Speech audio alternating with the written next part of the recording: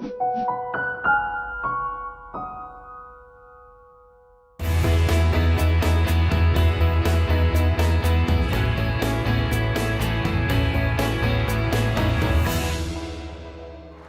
friends, we have a very special presentation. As you can tell, the Luke 14 mandate of Jesus is the heart of everything that a leader in disability ministry does. It's why we commissioned internationally renowned artist Hyatt to paint a beautiful mural depicting Luke 14 Banquet.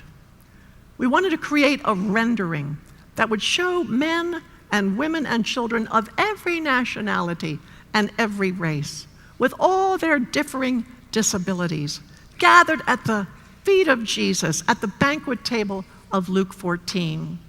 It started with a photo session to capture people in their national dress, and it progressed from there to a canvas. And over the last 3 days, I'm sure you have stopped and watched Hyatt at work in the lobby. And now, let's watch the Luke 14 Banquet unfold.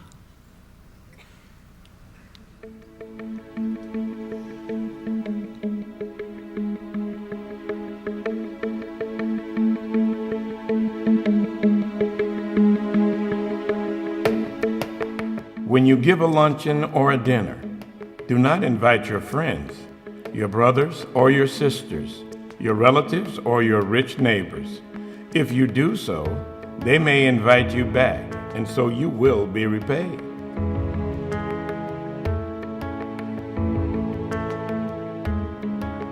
But when you give a banquet, invite the poor, the crippled, the lame, the blind, and you will be blessed. Although they cannot repay you, you will be repaid at the resurrection of the righteous.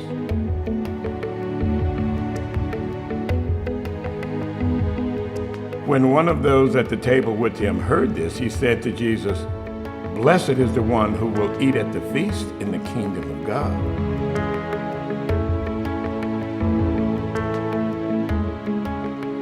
Jesus replied, "A certain man was preparing a great banquet and invited many guests. At the time of the banquet, he sent his servant to tell those who had been invited, 'Come, for everything is now ready.' But they all alike began to make excuses. The first said, 'I have just bought a field and I must go and see it. Please, excuse me.' Another said, 'I have just bought 5 yoke of oxen, and I'm on my way to try them out. Please, excuse me.' Still another said, 'I just got married, so I can't come.'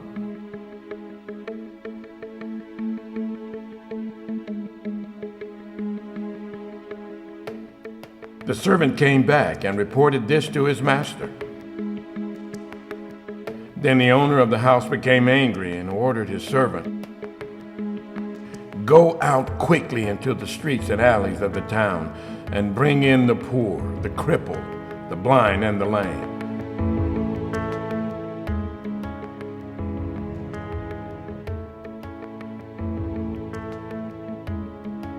"Sir," the servant said, "what you ordered has been done, but there is still room."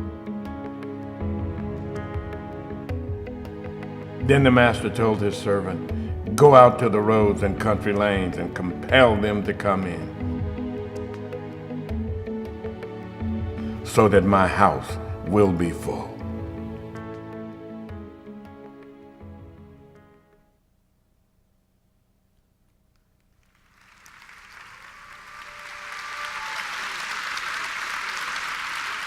Oh, friends! Unbelievable, awesome, incredible. And Doug Mazza, I think you and Ryan are in there somewhere. We are. I think I have more hair than that.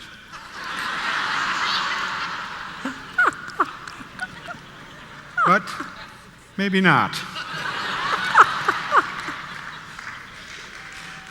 And what's really wonderful, friends, is that when this hangs at the International Disability Center, and if ever your travels ever bring you to Los Angeles, you must come to the IDC with your family and friends and see this wonderful mural that we will hang prominently in the International Disability Center.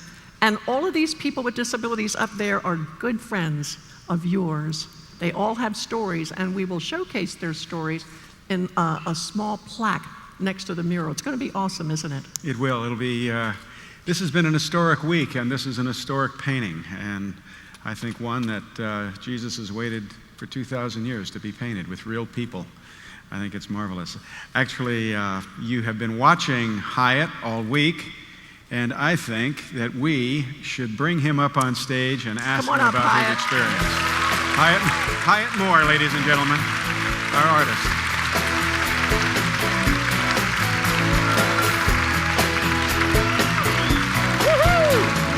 God bless you, brother. God bless you.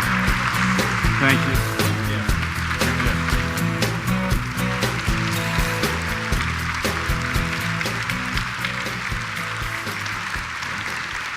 I'd like to know how he cleans that paintbrush. Is that a paintbrush? Please. I brought this up to give Doug some more hair. I accept. Can I say a few things? Well, Tell me, Hyatt, this must have been, I mean, you are a man of God, and this had to be a spiritual experience for you, seeing all these wonderful people here while you were actually painting them and they were here. Tell us what the experience was for you. I didn't know it would be a spiritual experience. Basically, painting and any creative act is a problem-solving exercise. So I'm here I got a problem, I got a big thing to cover, and 3 days to do it in. That's a problem. So I'm thinking, you guys are having a spiritual experience, and I'm painting a painting, solving a problem. But on the first day, somebody came to my desk there and said, here's your Kleenex. I thought, okay. I use paper towels, I use rags, but Kleenex? I mean, okay. The first morning, or whatever it was, I came in and watched the video, the one on Jerusalem. I went out and used that Kleenex. I was so moved by that. And since then, I've come in and just when I could and taken in just a few minutes. And of course, they had the loudspeaker out there so I could follow it. I've been so moved to get an understanding of this worldwide population, which is you. It was generally ignored. And it's changed me. It's changed me. Praise God. That's one thing I wanted to say. I just wanted to say something about the blue background because people have asked me, why the blue background? Well, you can't see it too well in here because it's too bright. You'll see it on the painting. You've seen it. So why the blue background? Well, because white is, you got to get rid of the white, first off. That's really why I had this big brush. And by the way, that is a brush. But I realized, after I did it, that is heaven. If God was having a banquet, which he will have, doubtless it'll be outside. I think he likes us outside, actually better than our buildings. So I think, well, that kind of works. And later on, I was throwing paint, as I do, and I thought, well, I guess that's stars. It's like we're there. Now, Johnny said, I want Jesus prominent. I thought, well, okay. So I did him last. Kind of, it's too important. And on my list of things to do, fix Jesus was one of them. Which is kind of funny, because usually my prayer is, Jesus, fix me.